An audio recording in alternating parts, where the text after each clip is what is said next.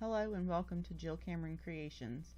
Today we're going to take a look at the Frightfully Sweet Halloween stamp set by My Favorite Things. I show the stencil for the spotlight, but I ended up not using it.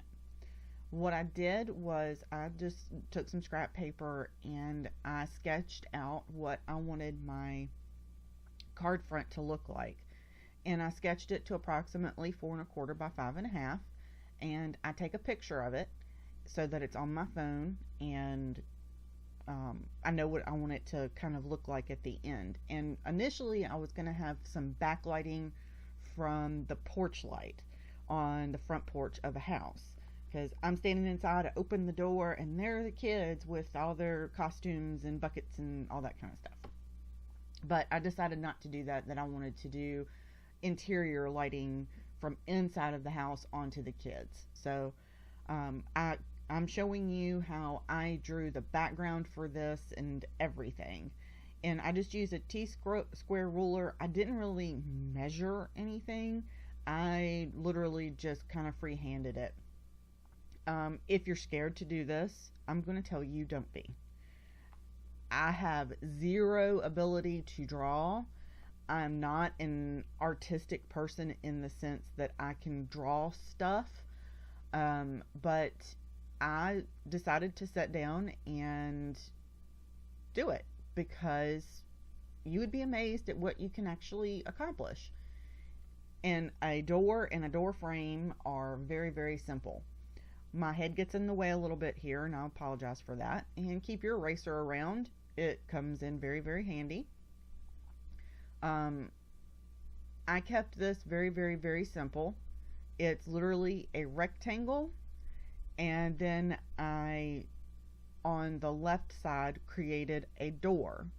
And the only thing, it's just the hint of that it's an actual door there. And I put the inside panels on the door so that you would more recognize that it's a door. And it's literally just about an angle. And see this bottom line right here, it didn't match the top one. And I'm not going for perfection, but to my eye, I could actually see that it was way off. So I erased it and started over. And I needed to know approximately where my floor on my porch was going to land. So I just drew some really basic lines to show me where my the floor on the front porch where the kids were walking up would land, and that kind of thing, and about how tall my critters were in the end. And I'm just cleaning up some spots, and then I'm going to go back over all of this with a EK Success writing pen. It is Copic safe, it won't smear. So I'm going to take a ruler and go back over all of this so that the nice dark black lines will be there. And I'm showing you here that the EK Success writing pen doesn't smear. So I took a really light marker. There's no black on my marker nib or anything like that. And I just took my steel ruler and I'll go back over everything. If my voice starts to give out, I have strep throat at the moment, and I'm feeling a lot better, but my throat is kind of sore and scratchy, so this video is about 30, almost 40 minutes long, because I kept in all of the stuff where I drew the background and everything. So, and I do a lot of Copic coloring. I'm using some distress inks in my background. Sorry, my head keeps getting in the way. I got to make sure that I'm lined up completely with my ruler there. And we'll do some Copic coloring. We'll do some distress inks on the background. But it's a 1-layer card, and I was very, very happy with this.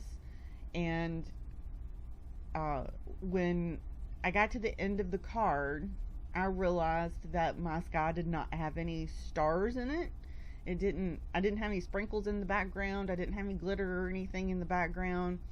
So I went back and I fixed that, and I just add all of my masks back to the card, and I flicked it with Perfect Pearls. And I kept that, and I did go and record that, and it is in the video. It seems out of place, because it is, because I honestly just looked at the card and went, something's missing, and it was those flicks of color there. So the first thing that I'm going to do is I'm going to stamp. You'll see me pull up my phone here, and I keep my phone there so that I know which critters I want to stamp first, when, where, and how. And I'm stamping in Lawn Fawn's Jet Black ink. It is Copic safe, and I really like it. It's really dark. It doesn't smear. Most of the time I'm not worried about having to stamp this twice because the ink is really dark. I am using the Avery template labels, the temporary labels by Avery to create my masks, and I literally just stamped them on there and fussy cut them out. I'll be able to keep them. I tried this out at, of course, Jennifer McGuire's recommendation. I will say that the one thing that I'm not really fond of with this is that it seemed to leave a residue on my images after I had stamped and colored everything, and I went back and I added the perfect pearls for the night sky at the end of the video. You'll see that. But it seemed to leave a residue on my paper that can easily be taken care of with a white eraser, but that's not something I've ever noticed with masking paper previously. The other thing, the one thing that I really do like about it is that the masks, the paper itself is a little bit heavier, but it doesn't seem to be thicker, if that makes any sense. The paper seems to have just a tad bit of coating on it, so that ink kind of flows off of it a tad bit, and it will last a little bit longer. They did tear a little bit easier than masking paper that I've used in the past, or even post-it notes. They did tear a little bit easier, and that could be because they do have some pretty strong temporary adhesive on the backs of them. And if you cut them in just the right places, there's the slits in the back of the release paper on the 8.5 by 11 sheets. That's one thing I really did like about it, is they come in the 8.5 by 11 sheets. But I'm just using some full sticky post-it notes to cover the sides of this for the moment while I'm stamping, and I will actually go back and use the Avery temporary labels to mask out my entire door frame there when I put my night sky in. And when you cut a mask, be sure that you kind of split the difference on the black line. Don't cut completely on the inside of the black line, and don't cut completely on the outside of the black line. It'll make your masking a lot more seamless. Now, for my night sky for behind my trick-or-treater kids in the Frightfully Sweet stamp set, I am using Blueprint Sketch, Chip Sapphire, and Black Soot to make a night sky. So the Blueprint Sketch went everywhere, so I would have that bright blue color in the background. And then I'm going to bring in the Chip Sapphire around the edges and bring it in a little bit. And then I'll add the Black Soot just around the very top edge of the card to make it look like that it's getting a little bit darker progressively. And I'm going to take a sip of tea so I can continue to narrate my video instead of putting words on a screen, which I do not like to do.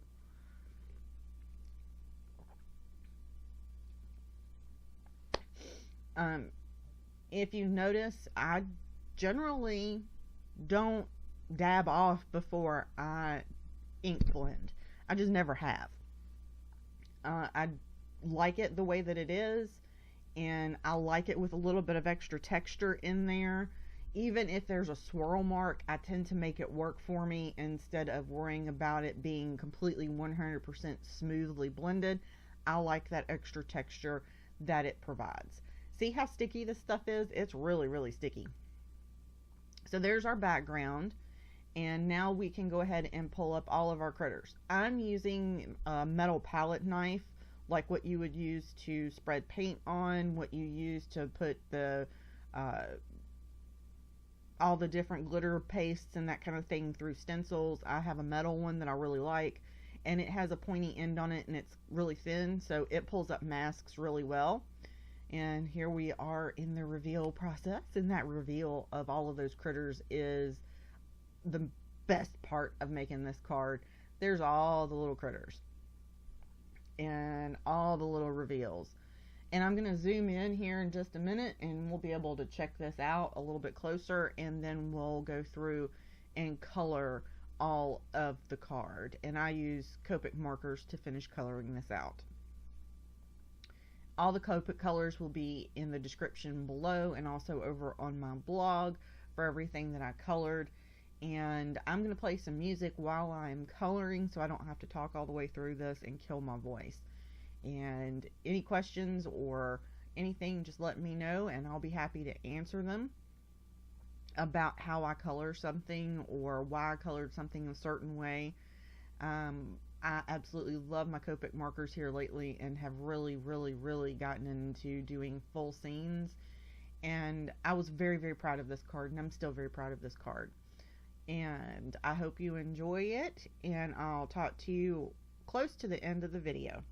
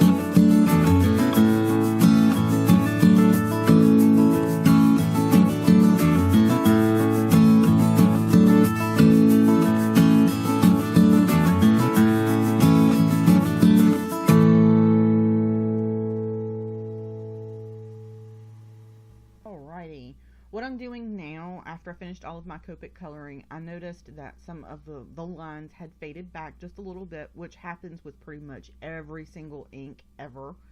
I take a Zig Writer, and this is a really, really, really old marker, and I'm going over it, over some of the lines. Not every single one of them, just some of them that I've noticed that have really faded into the background, and that I've gone over a lot with my Copic marker.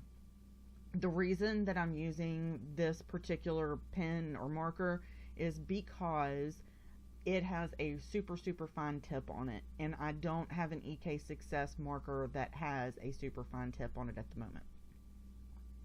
And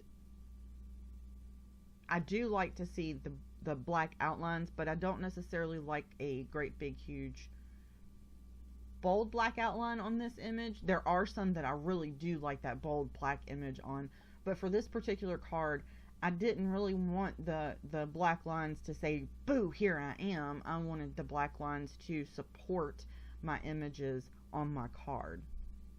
And so I'm just taking and marking in some of the lines that have disappeared a little bit to my eye. And to you, it might not, that might not happen. It might just be that you want to leave it just as is. And it could be that you have actually used your Misty to stamp some of these and set these up, and or you want to go back and use your Misty and line them up and restamp them, and you can do that sometimes. I personally don't have good luck with it, but I have seen it done, of lining up stamps and restamping them in a Misty. So I just go back over and outline. I didn't outline everything, even though it seems like I might have. I didn't outline every single thing. Like on this little dude in his vampire outfit, I didn't outline all of the stuff, just a little bit of the stuff. And then we'll go ahead and stamp the sentiment. Sorry, I had to have another cup of tea, sip of tea real quick. To finish off this card, what I'm going to do is white heat emboss the sentiment. Oh, I forgot. I actually put white gel pen highlights on these little critters in some places. It does make a huge difference. I don't like a ton of it, but I do really, really, really like to do sometimes. And this is a Uniball white gel pen. Remember, with your white gel pens, if you're somebody like me that presses down really hard on the paper, with a gel pen you have to lighten up a little bit, or else it just leaves the white smudge instead of a white line. Just remember that. So what we're going to do is we're going to use our anti-static powder tool, and we're going to center our sentiment in the door opening there. I'm not worried about whether it's centered in the card. I just want it centered in the opening. And some Versamark ink, and I'm going to just eyeball this. Stamp it down. I don't worry about whether stuff is really, really, really super duper 100% straight or not. That's not my bailiwick there. I'm using some white embossing powder, and it's not fine detail embossing powder, it's just some plain old white embossing powder, and white heat emboss that onto my card. And then I thought, oh hey, I'm just going to go ahead and put this on my card panel. And when I got ready to take the pictures of it is where I remembered that it needed to be a little different. So I got to put it on my card panel, and I'm just using Tombow permanent adhesive in a little tape runner. I use a ton of it on the back of it.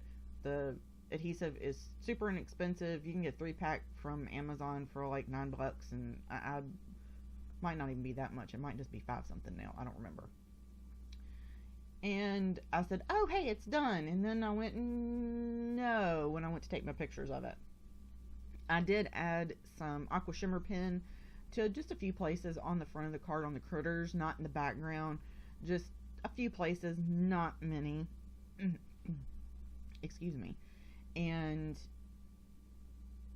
just to add some shimmer and shine to the card. I didn't want to add any jewels or anything like that to the card, and I was like, oh hey, this will be the end of it. No.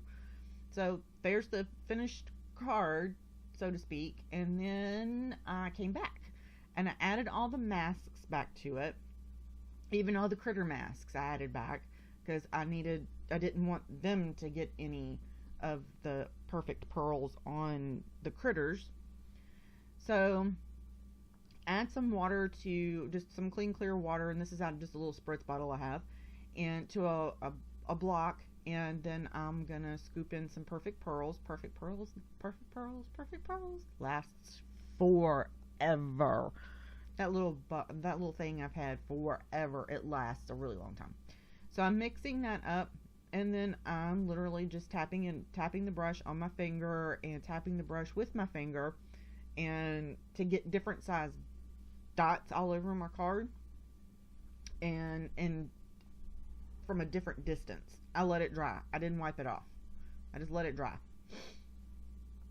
Added some water to it to get a little bit different consistency for a little bit different size marker dot. Cat, let me go. My cat decided she wanted to attack my foot. And now I'm going to peel everything up again. And now we have the perfect Halloween door card. Yay! I was so happy with this when I peeled everything up and went, oh, hey, that's now perfect. Don't forget to check out my blog over at jocameroncreations.com. You can find me on Instagram, Facebook, Pinterest, and here on YouTube as well. Don't forget to like and subscribe, and thank you for those that have. And we'll catch you next time. Have a great day.